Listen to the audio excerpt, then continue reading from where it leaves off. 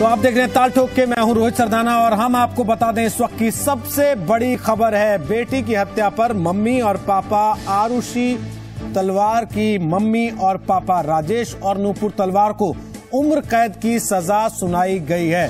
जी हां, लगातार इस बात को लेकर पूरा देश इंतजार कर रहा था कि अदालत का फैसला क्या आता है। तो अब से कुछ मिनट पहले गाजियाबाद की सीबीआई कोर्ट ने यह फैसला सुनाया है और अदालत का ये कहना कि उन्हें उम्र कैद की सजा सुनाई जाती है और साथ ही साथ दफा 201 के तहत 5 साल, दफा 203 के तहत उन्हें एक साल की सजा सुनाई गई है। हालांकि कल ही तलवार परिवार की तरफ से साफ कर दिया गया था कि वो ऊपरी अदालत में दरवाजा खटखटाएंगे। हमारे साथ इस वक्त तलवार परिवार की तरफ से वंदना तलवार मौजूद हैं। हम सीधे उनका रुख कर सकते हैं। वंदना जी, इस सजा को सुनने के बाद आपकी पहली प्रतिक्रिया क्या है? जो मेन चीज थी वो तो वर्डिक्ट कल आ गया था कन्विक्शन का, जो कि हम ऑलरेडी अपना वर्जन बता चुके हैं, जो कि बहुत ही अनजस्ट और अनफेयर लगा हमें। और आज तो मुझे लगता है एक मेयर फॉर्मेलिटी थी, लाइफ इम्प्रिजनमेंट उनको मिल गया। अब हम जाहिर है कि हम नाखुश हैं, बिल्कुल बहुत ही डिसअपॉइंटेड हैं, बहुत ही निराश हैं और हायर कोर्ट में जाएंगे अपील करने। जी, इस बात से तो कम से कम आपको राहत महसूस हुई होगी कि सीबीआई कह रही थी रेयरेस्ट ऑफ फेयर केस है और फांसी मिलनी चाहिए, अदालत ने उसको किनारे कर दिया, दरकिनार कर दिया। तब जो लर्नेड कोर्ट ने डिसीजन लिया है वो हमें मंजूर है। जी, बहुत बहुत शुक्रिया वंदना जी हमसे बात करने के लिए। वंदना तलवार दंपति की तरफ से, तलवार परिवार की तरफ से हमारे साथ थी जी न्यूज पर। उनका कहना है कि जो अदालत ने फैसला लिया है उन्हें मंजूर है, लेकिन वो इस फैसले से संतुष्ट नहीं है और इस बात को वो पहले साफ कर चुके हैं कि वो ऊपरी अदालत का दरवाजा खटखटाएंगे। और ये तस्वीर आप देख रहे थे गाजियाबाद की दासना जेल की, ये तस्वीर सुबह की है। इसके पहले हम आपको जो दिखा रहे थे वो दरवाजा बंद, वो इस वक्त की तस्वीर थी जहां तलवार दंपति को वापस ले जाया गया है। तलवार दंपति की वकील रेबेका जॉन से हमने कुछ देर पहले बात की थी, हम आपको वो बातचीत भी सुनवाएंगे। वो क्या कहती हैं, आगे की क्या कार्रवाई तलवार दंपति के वकील करने वाले हैं, वो पूरी बात हम आपको बताएंगे। इसके पहले ये बता दें कि तलवार परिवार की तरफ से वंदना तलवार ने जी न्यूज से क्या कहा है। वंदना तलवार का कहना यह है कि अदालत ने जो भी फैसला किया है उन्हें मंजूर है। उन्हें पहले से इस बात का अंदेशा था क्योंकि कल दोष साबित माना गया था, तो आज उन्हें पता था कि उम्र कैद तक की सजा या फिर फांसी की सजा भी हो सकती है। लेकिन अब उन्होंने इस बात की तैयारी कर ली है कि वो ऊपरी अदालत का दरवाजा खटखटाएंगे और वो कह रही हैं कि ये बात कल पहले ही साफ कर चुके थे। दिनेश तलवार हमारे साथ इस वक्त मौजूद हैं, जो कि राजेश तलवार के भाई हैं, आरुषि के चाचा हैं। दिनेश जी, पहली प्रतिक्रिया उम्र कैद के फैसले पर आपकी? इसमें तो कोई बहुत बोलने वाली बात नहीं है। वो जब उन्होंने कल ये सुनाई दिया था कि 302 में कर रहे हैं जी, 302 में तो लाइफ इम्प्रिजनमेंट ही होती है जी, या इससे ज्यादा हो सकती थी जी। तो इस पे क्या बोलना है। बाकी तो अब मैं आपको बता चुका हूँ कि हम इस फैसले से बिल्कुल असंतुष्ट हैं जी। ये गलत फैसला है। ये this is something that we will have to challenge because इसमें इससे हम बिल्कुल गलत समझते हैं और ये इनजस्टिस है। जी, आपको क्यों लगता है कि ये इनजस्टिस है? अब जबकि कानूनी लड़ाई के जरिए आप फोन पे मैं आपको क्या बताऊंगा, 50 रीजंस हैं जो उसमें आप ढूंढ सकते हैं जिनकी वजह से पता लगता है कि ये गलत है। तो इसलिए ये तो आप अपने आप देखेंगे जो लोगों ने दिए हैं तो आपको पता लगेगा कि कोई कड़ी बन ही नहीं रही है जो ये बनाने की कोशिश की गई है जी। तो ये तो अब हमें हायर कोर्ट में ही दिखाना पड़ेगा। जी, बेशक आप ऊपरी अदालत में जाएंगे, लेकिन एक बड़ी बात यह भी तो है कि इस अदालत के सामने भी सारी चीजें थी और अदालत ने फैसला दिया तो कुछ सोच समझ के दिया होगा। जरूर उन्होंने अपनी विजडम में जो ठीक समझा उन्होंने किया। जो जज है उनको कंप्लीट राइट है, कंप्लीट डिस्क्रिशन है, वो उन्होंने किया।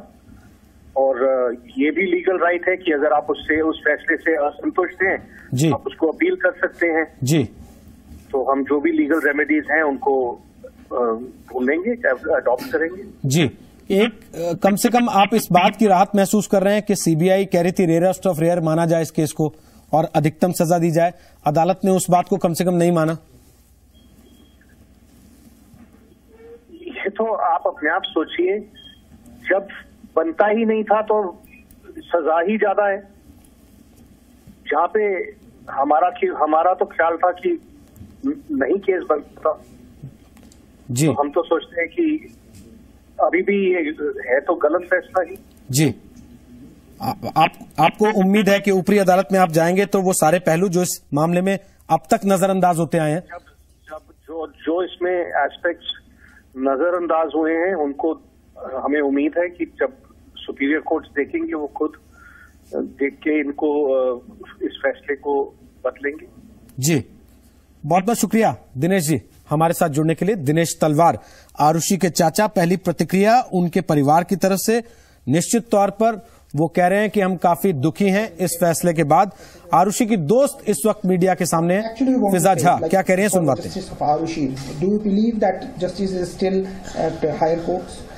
I want them to appeal to a higher court. I want them to have a fair trial in which the CBI and the court allows them to present all the evidence they have. I want a judgment in which the fact that the UP police's role is highlighted and blamed on the UP police. Today, the Talwars are also blamed for destruction of evidence. And on the day of the murder and the subsequent days, it was the UP police's mishandling of the case and their inability to record evidence correctly, which caused so much loss of important forensic evidence. And it was not the Talwar's job to sit and collect evidence. It was the UP police's job. It is the police's job. It is the CBI's job to collect evidence and proceed with the investigations correctly.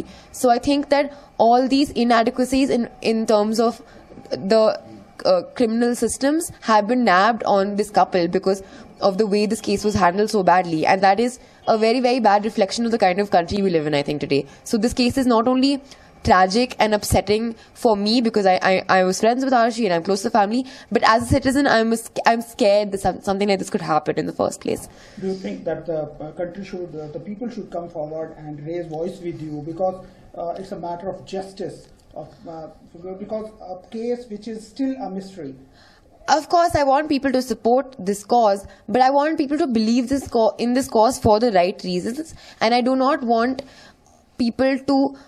I want people to link the fact that the justice of parents is linked with the justice of Arushi. And I want people to really look into this case and read the facts because there's so much wrong information out there. There's so much misinterpretation of facts and of evidence and of what is. तो आरुषि की दोस्त फिजा झा, उनका कहना है कि ये जांच एजेंसियों का काम था कि वो सही ढंग से सबूतों को इकट्ठा करती और अदालत के सामने रखती। ऐसा नहीं हुआ। तलवार दंपति की यह जिम्मेदारी नहीं थी कि वो सारे सबूत इकट्ठे करके अदालत के सामने रखें और ये साबित करें कि वो बेकसूर हैं। लिहाजा इस मामले में ऊपरी अदालत ही सही फैसला सुनाएगी। इस फैसले से वो संतुष्ट नहीं है, ये कह रही हैं फिजा झा, जो आरुषि की दोस्त हैं। ये दासना जेल की तस्वीर आप देख रहे हैं, जहां पर तलवार दंपति ले जाए जा रहे हैं फैसला सुनाने के बाद। तलवार दंपति की वकील हैं रेबेका जॉन। कुछ ही मिनट पहले हमने उनसे प्रतिक्रिया ली उनकी, आपको सुनवाते हैं। रेबेका, क्या कह रही? देखिए, जब आप 302 में कन्विक्ट होते हैं तो या तो लाइफ इम्प्रिजनमेंट मिल सकती है या डेथ सेंटेंस मिल सकती है। इसमें कोई तीसरा ऑप्शन नहीं होता। ऐसे केस में अगर लाइफ सेंटेंस नहीं मिलेगी तो बहुत ही ट्रैजिक सिचुएशन होगा, क्योंकि जिस केस में सीबीआई ने खुद क्लोजर रिपोर्ट फाइल की थी और जिस केस में इतने गैप्स हैं उस केस में लाइफ के अलावा लाइफ भी एक बिल्कुल ही एक्सेसिव सेंटेंस है। मेरे हिसाब से ना तो ये जजमेंट सस्टेनेबल है ना ये सेंटेंस सस्टेनेबल है, पर वो तो फिर अब आगे की अदालत में हम वो बहस करेंगे, लेकिन इस स्टेज के लिए लाइफ के अलावा और कोई सेंटेंस हो नहीं सकता। ऊपरी अदालत में आप जाएंगे, ये बात कल ही साफ कर दी थी तलवार दंपति ने, लेकिन कब? ये सब मैं टेलीविजन स्टूडियोज में तो बता नहीं पाऊंगी कि कब जाएंगे। जब हमारी जजमेंट आएगी, हमारे को एक पीरियड ऑफ लिमिटेशन होती है, उस पीरियड के अंदर अंदर हम चले जाएंगे। जी, हम वही उसका कानूनी पहलू ही पूछ रहे हैं आपसे, कितना समय होता है, क्योंकि बहुत से लोग हैं देश में जिनकी नजर इस फैसले पर थी और बहुत से लोग ये भी जानना चाहते हैं रेबेका जी कि तलवार दंपति ने अगर वो नहीं किया तो कितना समय उनको जेल में रहना पड़ेगा इस परिस्थिति में? ये सब मैं अदालत नहीं हूँ तो मैं नहीं कह सकती कि कितने समय वो उनको रहना पड़ेगा। मैं इतना ही बोल सकती हूँ कि जल्द से जल्द हम इलाहाबाद हाईकोर्ट जाएंगे अपील के साथ और उसके बाद वहां पे जो फैसला होगा उसके अनुसार हम आगे बढ़ेंगे। इलाहाबाद हाई कोर्ट में जाएंगे जल्द से जल्द रेबेका जॉन, तलवार दंपति की वकील ये कह रही हैं, और उसके बाद जो फैसला होगा उसके हिसाब से आगे की कार्रवाई होगी। इरा त्रिवेदी लेखिका हमारे साथ स्टूडियो में मौजूद हैं। इरा, पहला कमेंट आपका इस फैसले को सुनने के बाद। आप लगातार पिछले 5-5.5 साल से इस केस को बड़ी नजदीकी से देखती रही हैं। देखिए, मैं जैसे रेबेका ने भी बोला कि मैं अदालत नहीं हूं, तो मैं ये नहीं बोल सकती हूं कि ये गलत हुआ, कि ये सही हुआ, ये जजमेंट कैसा है।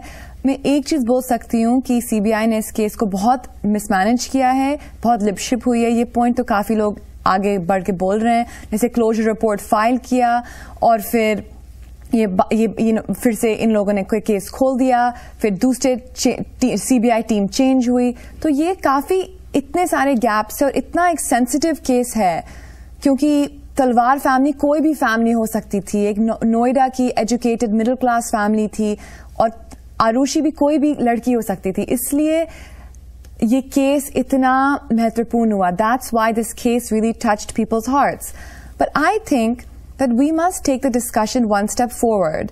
मुझको ये अब लग रहा है कि ये अब अदालत ने अब अपनी डिसीजन दे दी है और अब ये हाई कोर्ट पे जाएगा, सुप्रीम कोर्ट में जाएगा। But I think we need to look at it, ये कैसे अपनी सोशल चेंजेस कैसी हो रही है अपनी कंट्री में, कि पेरेंट्स ने ऑनर के लिए अपनी 14-year-old डॉटर को मार दिया हो और सीबीआई ये बोल रही है। सीबीआई ने आज एक स्टेटमेंट निकाला कि parents should be the protectors of their children. उन्हें बोला कि पेरेंट्स जो हैं वो अपने बच्चों के रक्षक होते हैं। तो ये कैसी मैसेजेस पास कर रहे हैं।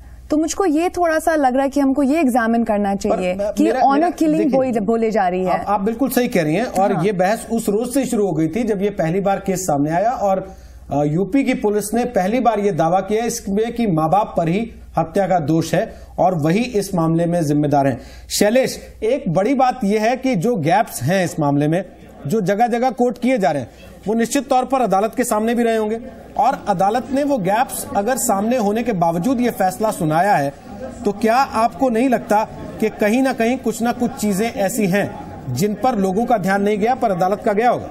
बिल्कुल रोहित, मैं आपको बताऊं कि जब इस मामले के आर्गुमेंट्स चल रहे थे अब से कुछ महीने पहले, तो उस वक्त तलवार दंपत्ति की तरफ से कई बातें कही गई थी, जिसमें एक था कि क्लोजर रिपोर्ट में इनके ऊपर शक जाहिर किया गया था और ये नहीं कहा गया था कि सबूतों के अभाव में इतने सबूत नहीं थे सीबीआई के जिसके आधार पर कहा जा सके कि इन्होंने हत्या की थी। बाद में जब इन्वेस्टिगेशन टीम जब चेंज हुई थी और उसके बाद एक बात बिल्कुल साफ कर दिया गया कि इन्हीं दोनों ने मारा है, और एक सीबीआई की तरफ से एक लाइन ये भी कहा गया कि चूंकि हेमराज और आरुषि आपत्तिजनक स्थिति में थे, इसे देखकर राजेश तलवार ने मारा।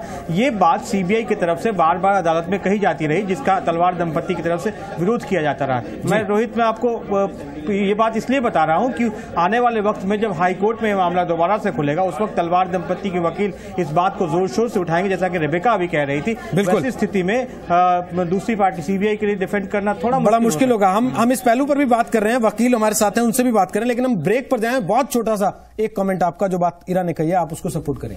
देखिए, ये ऑनर किलिंग थी या नहीं थी ये तो कोर्ट जाने, और जो भी अभी सजा हो गई है उसमें ऑनर किलिंग बोल के ही किया गया है। लेकिन मैं एक बात बताना चाहती हूँ कि ये जो केस हुआ है, ये पढ़े लिखे माँ बाप के लिए ये मैसेज है कि आप अपने बच्चों को, स्पेशली अपने टीनेज बच्चों पे पूरा ध्यान दें, उनको गुड टच और बैड टच बताएं, उनको एक क्वालिटी टाइम दें। क्योंकि अगर हम अपने प्रोफेशन में ही बिजी रहेंगे और बच्चों को महंगे महंगे गिफ्ट्स देके सोचेंगे कि हम उनको बहुत प्यार करते हैं और उनके साथ शेयरिंग नहीं करेंगे, उनकी पूरे दिन की बातें, उनके साथ क्या होता है, कौन मिलता है, क्या होता है सारे दिन, अगर आप सारे दिन बाहर रहते हैं तो भी उनको क्वालिटी टाइम देने के लिए आपको टाइम निकालना पड़ेगा, क्योंकि आपने उनको पैदा किया है।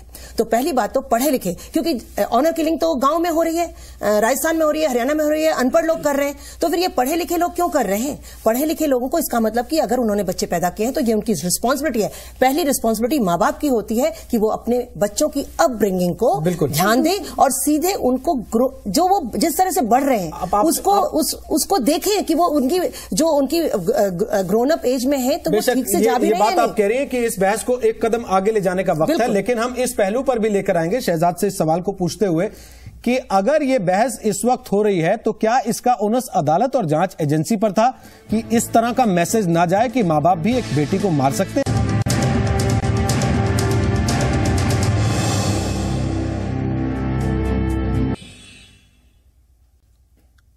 डॉक्टर राजेश तलवार और डॉक्टर नूपुर तलवार को माननीय न्यायालय के आदेश के द्वारा पुलिस ने as a convicted prisoner jail में भेजा है। मैंने जेलर को निर्देशित कर दिया है कि उनके निर्णय को अक्षर से पढ़ा जाए, उसके बाद यदि सश्रम कारावास है उनको श्रम भी आवंटित किया जाए और कन्विक्टेड बंदियों की जो रजिस्टर है उसमें दर्ज करके उनको कन्विक्टेड बंदी नंबर भी आधा घंटे के अंदर दे दिया जाएगा। उत्तर प्रदेश जेल मैनुअल के अनुसार कन्विक्टेड बंदियों के जो प्रोविजंस हैं, चाहे वो मुलाकात के हों, चाहे वो खाने के हों, रहने के हों, ड्रेस कोड है, उनको कन्विक्टेड बंदियों की ड्रेस पहननी पड़ेगी, वो सभी प्रोविजन उनको लागू करने पड़ेंगे और सामान्य बंदियों की तरह उनको रखा जाएगा। यदि कि उनके द्वारा किसी पुस्तक, किसी भी अन्य सामग्री की डिमांड होती है तो उसको हम as per rule, as per UP jail manual और नियमों के अंतर्गत जांचेंगे। यदि वो सही पाया जाता है, जेन्युइन डिमांड है, तो हम इस पर विचार करेंगे। तो सुना आपने, जेल सुप्रिंटेंडेंट बता रहे हैं कि जो भी नियमों के तहत कार्रवाई बनती है उसी तरीके से आम कैदियों की तरह राजेश तलवार और नूपुर तलवार को रखा जाएगा। लेकिन बड़ा सवाल यह है कि जो भी संदेश, जो भी मैसेज समाज को इस फैसले से जा रहा है, उसकी जिम्मेदारी क्या अदालत या जांच एजेंसी की थी? शहजाद पूनावाला हमारे साथ है, उनसे इस पर एक कमेंट चाहते हैं। शहजाद, कहिए अपनी बात। मैं ये समझता हूं, मैंने दोपहर को भी ये बात दोहराई थी कि आज फैसला मिला, इंसाफ नदारद है।